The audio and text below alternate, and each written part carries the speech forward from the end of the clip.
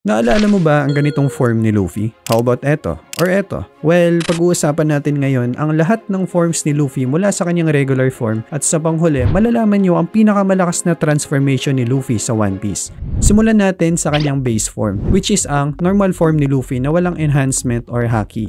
Noong 7 years old pa nga si Luffy, kinain niya ang devil fruit na Gomu Gomu no Mi na nagbibigay sa kanya ng kakayahan na magkaroon ng rubber na katawan. Kaya kaya niyang ma-stretch, ma-bounce, ma-twist ang anumang parte ng kanyang katawan. Despite sa maliit na katawan ni Luffy, kaya niya ang tapatan ang malalaking kalaban gamit ang kanyang normal form. Tulad na lang nung kinalaban niya si Arlong, which is doble sa size ni Luffy. Ang next form naman ay Water Gun Luffy. Usually nga, sinusuntok at sinisipa lang ni Luffy ang kanyang mga kalaban. Pero may kakaibang form nga si Luffy nung kinalaban niya si Crocodile. Dahil sa Devil Fruit ability ni Crocodile, may kakayahan nga siya na mag-transform into Sand Human. Pero dahil mautak ang ating bida, may kakaibang strategy na ginawa si Luffy. Uminom siya ng napakaraming tubig at naging isang parang water gun laban kay Crocodile. Naging effective nga ito dahil ang main weakness ng Devil Fruit ni Crocodile ay liquid.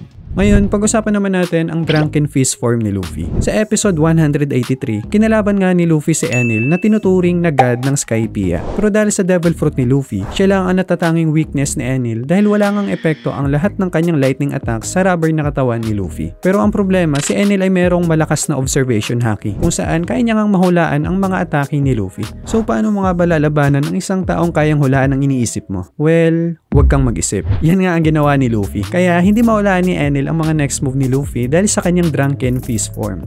Moving on sa next form ni Luffy, which is ang Afro Luffy. During sa Long Ring Long Land arc, kinalaban ni Luffy si Foxy the Silver Fox sa final event ng combat. Bago yung laban, nakita nga ni Usopp ang Afro na ito kung saan pinasuot niya ito kay Luffy para sa laban nila ni Foxy. Ayon kay Usopp, pag sinuot ito ni Luffy ay mas lalakas pa raw siya. Maraming nagsabi na totoo raw ang sinabi ni Usopp dahil nanalo nga si Luffy sa laban nila. At kung titingnan nga natin, maraming malalakas na karakter sa One Piece tulad ni Aokiji, Blackbird ang mayroong Afro. Kaya marami ding fans ang nagsabi na lalakas ka raw talaga kapag afro ang iyong buhok. Ngayon, may siyam pa na mas malakas na form si Luffy na pag-uusapan natin. Starting with Gear 2 Luffy. Ang Gear 2 ay isang transformation technique na una nating nakita sa laban ni Luffy kay Bluno. Sa pamamagitan ng pag-pump ni Luffy sa kanyang mga paa, tumataas ang kanyang blood flow at dahil dito, nagkakaroon siya ng extraordinary na bilis at lakas. Sa sobrang bilis nito, nahihirapan ang kanyang mga kalaban na makasunod sa mga atake ni Luffy. Kapag na-activate ang form na ito, ang buong katawan ni Luffy ay nagiging kulay pink at tumataas din ang metabolic rate ni Luffy na nagkukos ng parang usok sa kanyang katawan.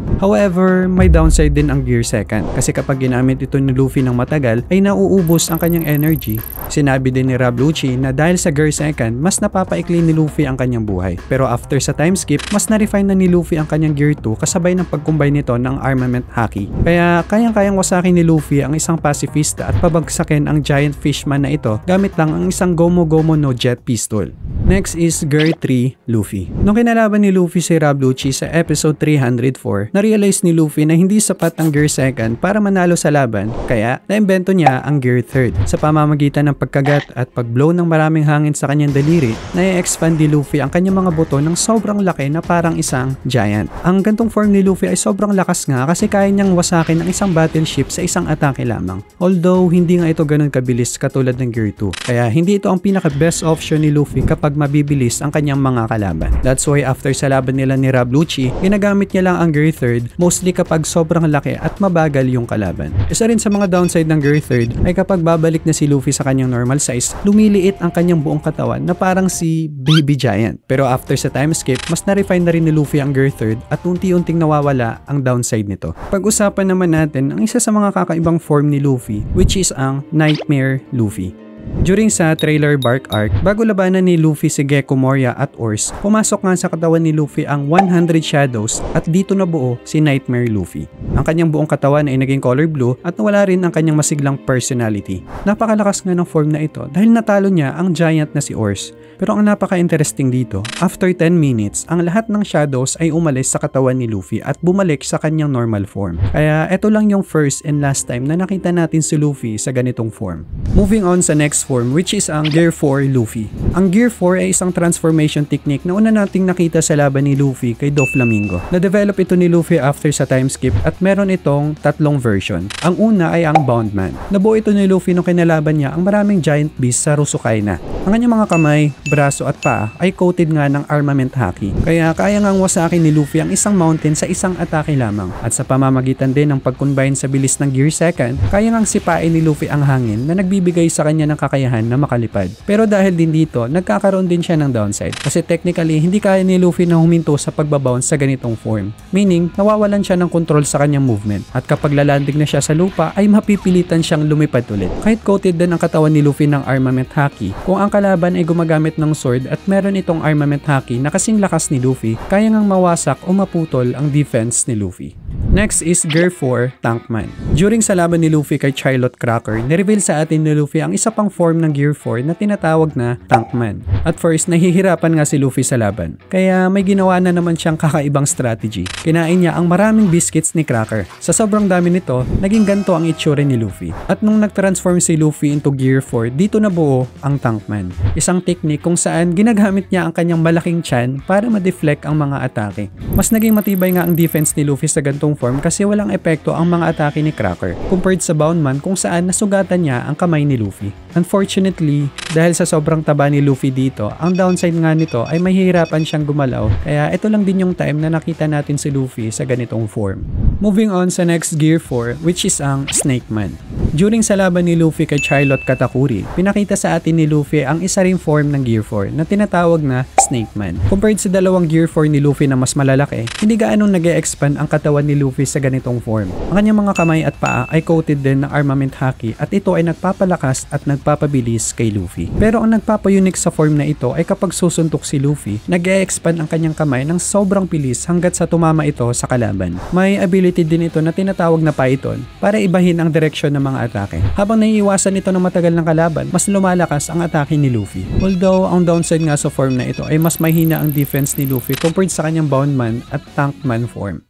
Bago natin pag-usapan ang mas malakas pa na mga form ni Luffy, balikan natin yung time na kinalaban niya si Magellan. Si Magellan ang main antagonist sa Impel Down Arc. Sa sobrang lakas niya nga, muntikan nang mamatay si Luffy dahil sa deadly poison nito. Kaya, para matalo niya si Magellan, humingi siya ng tulong kay Mr. 3 na may ability na makagawa ng wax. Nilagyan nga ni Mr. 3 ang kamay at paa ni Luffy ng wax armor at dito nabuo ang champion Luffy. Dahil sa protection nito, natatamaan ni Luffy si Magellan nang hindi naaapektuhan sa poison nito.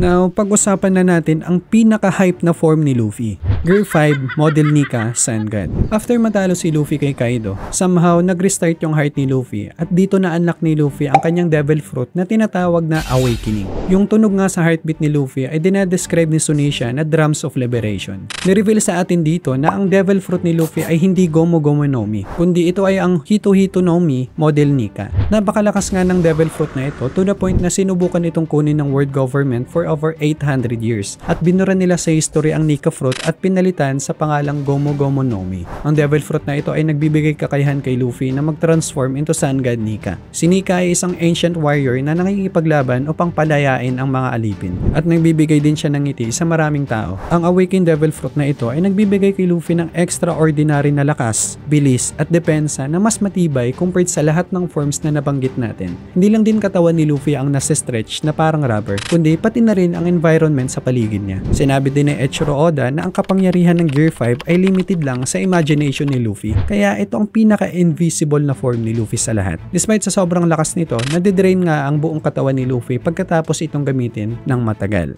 At last, narito na ang pinakamalakas na form ni Luffy, Pirate King Luffy. Although hindi pa ito pinapakita sa anime or sa manga, pero ang creator ng One Piece na si Eiichiro Oda ay nag-release ng dalawang version ni Luffy sa hinaharap. Ang unang version ay nagpapakita kapag naging Pirate King na si Luffy. Ganito ang itsura ni Luffy kapag siya ay 40 years old na, which is kamukha ni Shanks para sa akin. At ganito naman ang itsura ni Luffy kapag siya ay 60 years old, which is kamukha din ng lolo niya na si Garp. At kung mapapansin nyo nga, wala na rito ang Straw Hat ni Luffy. Dalawa lang yung possible na scenario dito. Possible na ibinalik na ni Luffy ang Straw Hat kay Shanks o di naman kaya ipinasa ito ni Luffy para sa next generation. Ang pangalong version naman ay kapag hindi nahanap ni Luffy ang One Piece. Medyo nakakalungkot nga yung itsura niya dito kasi parang naging matandang lasinggero si Luffy.